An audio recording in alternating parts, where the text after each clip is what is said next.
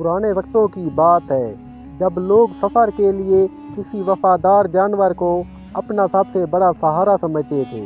اسی زمانے میں ایک شخص تھا، حاجی رحیم بخش۔ اس کے پاس ایک گدھا تھا جو عام گدھوں جیسا نہیں تھا۔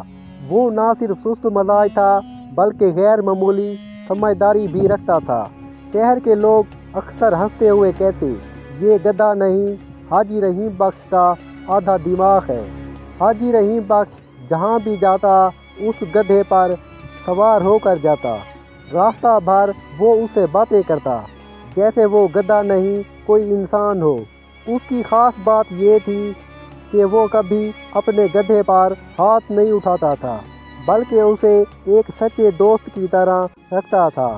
ایک رات جب پورا شہر گہری نیند میں ڈوبا ہوا تھا، حاجی رحیم بخش کے گھر کے قریب ایک پرسرار سایہ نمودار ہوا۔ یہ سایہ کسی عام انسان کا نہیں تھا بلکہ شہر کے سب سے چالاک اور ذہین چور کا تھا، جس کا نام کالی تھا۔ کالی کو اپنی عقل پر بے حد یقین تھا۔ وہ ہمیشہ کہا کرتا تھا، میری چوری کا کسی کو پتہ بھی نہیں چل سکتا کیونکہ میں طاقت سے نہیں عقل سے کام لیتا ہوں۔ کچھ دنوں سے اس کی نظریں حاجی رحیم بخش کے گدھے پر جمی ہوئی تھیں۔ وہ دل ہی دل میں سوچ رہا تھا، اگر یہ گدھا میرے ہاتھ لگ جائے تو پورا شہر میری چالاکی کا قائل ہو جائے گا۔ اسی ارادے کے ساتھ وہ آہستہ آہستہ گھر کی پچھلی دیوار سے چھلانگ لگا کر اندر داخل ہوا۔ اس نے دیکھا گدھا دیوار کے ساتھ بندھا ہوا سو رہا تھا۔ کالی نے نہایت احتیاط سے رسی کھولی تاکہ کوئی آواز نہ ہو۔ پھر اس نے اپنی جیب سے ایک تازہ اور میٹھی گاجر نکالی۔ گاجر کی خوشبو سونگھتے ہی گدھے کی آنکھیں کھل گئی اور وہ لالچ میں آ گیا۔ کالی نے آہستہ آہستہ اسے اپنے پیچھے چلنے پر آمادہ کیا۔ یوں وہ گدھے کو سنسان گلیوں سے گزارتا ہوا اپنے ٹھکانے کی طرف لے گیا۔ اسی وقت کالی کے چہرے پر ایک خوفناک مسکراہٹ تھی۔ اسے یقین تھا کہ اس نے اپنی زندگی کی سب سے بڑی کامیابی حاصل کر لی ہے۔ اگلی صبح جب سورج کی پہلی کرن حاجی رحیم بخش کے آنگن پر پڑی، حاجی رحیم بخش اپنی عادت کے مطابق گدھے کو چارہ دینے کے لیے گیا، مگر وہاں گدھا کہیں نہیں تھا۔ اس نے ادھر ادھر دیکھا۔ جب گدھا نظر نہ آیا تو وہ فوراً سمجھ گیا کہ اس کا عقل مند اور وفادار ساتھی چوری ہو گیا ہے۔ حاجی رحیم بخش نے نہ تو شور مچایا نہ آنکھیں نم کی، بس زمین کو غور سے دیکھتا رہا اور پھر ایک مسکراہٹ اس کے چہرے پر نمودار ہوئی۔ ایسا لگا جیسے اس نے چور کو پکڑنے کا کوئی منصوبہ ذہن میں بنا لیا ہو۔ وہ جانتا تھا کہ یہ چور بہت ہوشیار ہے اور عام طریقے سے اسے پکڑنا ناممکن ہے۔ اس لیے وہ گھر سے نکلا اور شہر کے چوک میں کھڑا ہو گیا۔ لوگ اسے دیکھ کر جمع ہو گئے اور حیرانگی سے پوچھا، حاجی صاحب کیا ہوا؟ آپ یہاں کیوں کھڑے ہیں؟ حاجی صاحب نے سنجیدگی سے جواب دیا، میرا گدھا چوری ہو گیا ہے، مگر مجھے اس کے چوری ہونے کا کوئی دکھ نہیں۔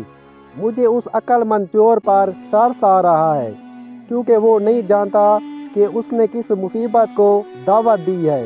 لوگ سن کر حیران رہ گئے اور ایک دوسرے سے سر جھٹکنے لگے۔ شاید وہ سوچ رہے تھے کہ حاجی صاحب کا دماغ خراب ہو گیا ہے۔ اسی دوران کالی چور دیوار کے پیچھے کھڑا یہ سب سن رہا تھا۔ پہلے وہ خوش تھا کہ اس نے سب سے بڑی چالاکی دکھائی، لیکن حاجی کی باتوں نے اسے سوچنے پر مجبور کر دیا۔ اگر حاجی جیسا آدمی پریشان نہیں ہے تو اس گدھے میں ضرور کوئی راز ہے۔ وہ دل ہی دل میں سوچنے لگا۔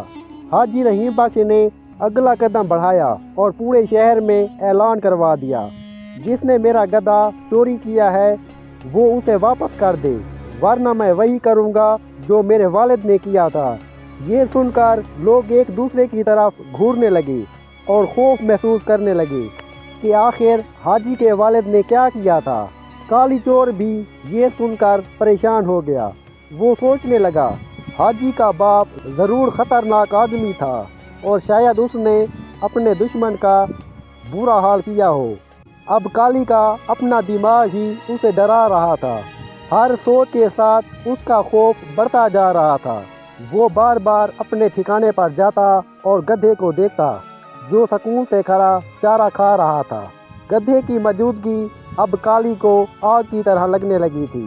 شام ہوتے ہی کالی کی ہمت جواب دے گئی۔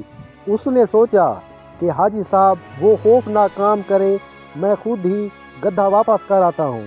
مگر وہ یہ کام عام طریقے سے نہیں کرنا چاہتا تھا، اسے پکڑے جانے کا ڈر تھا۔ اس نے نئی ترکیب سوچی، رات کے اندھیرے میں گدھا گھر کے باہر باندھ دوں گا اور پھر ایسے غائب ہو جاؤں گا جیسے کوئی آیا ہی نہ ہو۔ ادھر حاجی رحیم بخش گھر میں حقہ پی رہا تھا اور مسکراتے ہوئے گلی کی طرف دیکھ رہا تھا۔ وہ اچھی طرح جانتا تھا کہ عقل مند چور کو کیسے قابو کرنا ہے۔ اس نے ایک جملے سے چور کی نیندیں حرام کر دی تھی۔ حاجی نے دل میں کہا، دنیا میں سب سے بڑی کمزوری ڈر ہے۔ جب انسان زیادہ سوچتا ہے تو خود ہی اس میں پھنس جاتا ہے۔ رات کے وقت جب سب سو رہے تھے، کالی چور ایسا ایسا گھر کی طرف بڑھا۔ وہ بار بار پیچھے دیکھتا کہ کوئی اسے دیکھ تو نہیں رہا۔ اس نے سوچا، خاموشی سے گدھا باندھ کر نکل جاؤں گا۔ مگر جیسے ہی وہ قریب پہنچا، اسے اندر سے کھانسنے کی آواز آئی۔ کالی رک گیا، اس کا دل زور زور سے دھڑکنے لگا، مگر اس نے ہمت کی اور گدھے کو صحن میں باندھنے لگا۔ جیسے ہی وہ رسی باندھ رہا تھا، اندر سے آواز آئی، کون ہے وہاں؟ کالی کے ہاتھ پاؤں پھول گئے۔ اچانک حاجی رحیم بخش باہر آ گیا۔ کالی نے بھاگنے کی کوشش کی، مگر حاجی نے اسے روک لیا۔ حاجی نے کہا، میرے عقل مند دوست، میرا گدھا واپس لانے کا شکریہ، مگر یہ تو بتاؤ اتنی تکلیف کیوں کی؟ کالی ہچکچاتے ہوئے بولا، میں نے آپ کا گدھا راستے میں دیکھا تھا، وہ بھٹک رہا تھا، اس لیے واپس لے آیا ہوں۔ حاجی مسکرایا اور بولا، واہ، اتنی بڑی نیکی، پھر اتنا ڈر کیوں رہے ہو؟ کیا میرے باپ کی بات نے تمہیں ڈرا دیا ہے؟ کالی نے کہا، ہاں، اب سچ بتاؤ، آخر آپ کے باپ نے کیا ہی کیا تھا؟ حاجی رحیم بخش مسکرایا اور نرمی سے کہا، میرے باپ نے کچھ بھی نہیں کیا تھا۔ کالی چونک گیا، کیا مطلب؟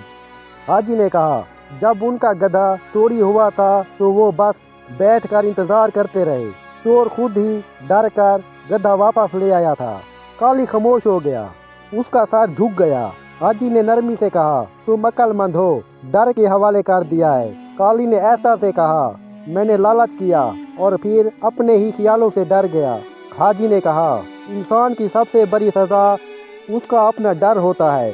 کالی نے ہاتھ جوڑ کر کہا، مجھے معاف کر دو، میں آئندہ کبھی چوری نہیں کروں گا۔ حاجی نے مسکرا کر کہا، جاؤ، آج تمہیں معاف کیا، مگر یاد رکھنا، سچائی ہی اصل عقل ہے۔ کالی وہاں سے چلا گیا۔ اس دن کے بعد اس نے کبھی بھی چوری نہ کی۔